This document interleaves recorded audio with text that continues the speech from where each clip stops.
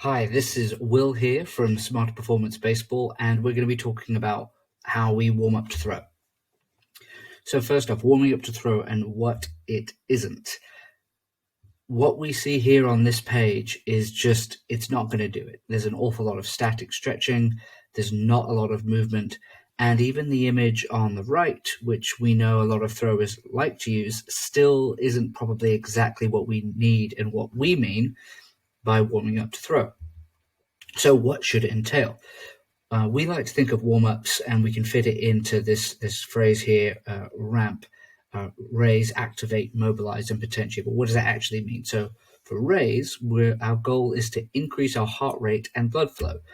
And some easy ways to do that is simply to move. Like you can go for a jog, you can do some squats, you can do some skill work. And quite frankly, if we were together as a team, I would recommend that we play some type of game that moves us around, charges our central nervous system a little bit. So be creative as you want. If it's, if jogging is going to work for you, that's great. But, if you have a partner to throw, if you have a brother or a sister you can play catch with, or do a little game that, maybe mimic some base running or even some infield work, then great. Have some fun with it.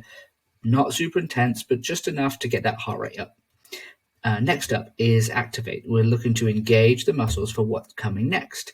So this is where any of your dynamic stretches, your butt kicks, arm circles, those types of things come in. Next, we move on to mobilize, where we're trying to focus on movement that is needed in the task.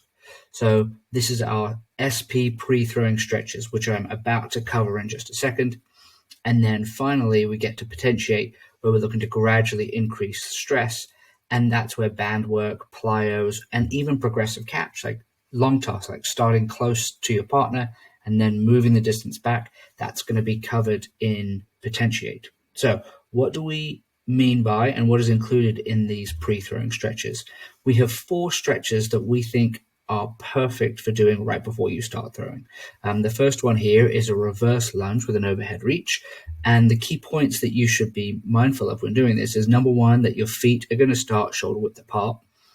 We're going to take a step straight back and then reach overhead. So in many ways, it's exactly what it says on the tin. We're doing reverse lunge and we're reaching our hands up over our head.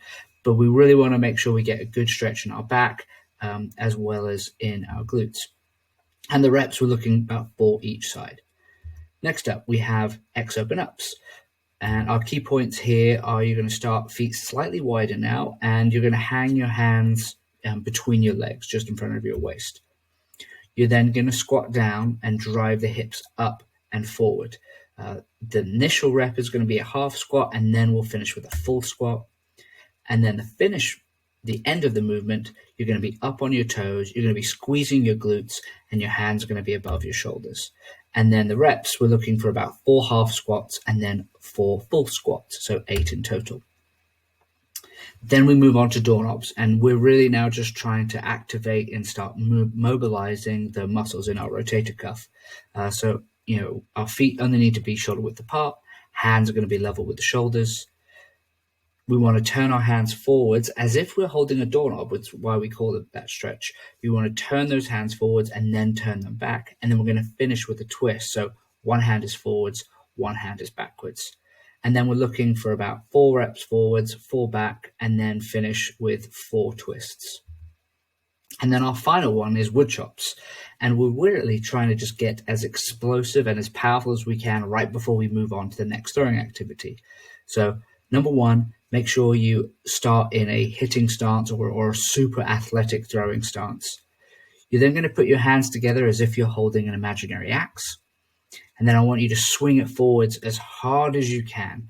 3 explosive reps each side. So that means you're going to do your strong side first, and then you're going to finish off on your weaker side.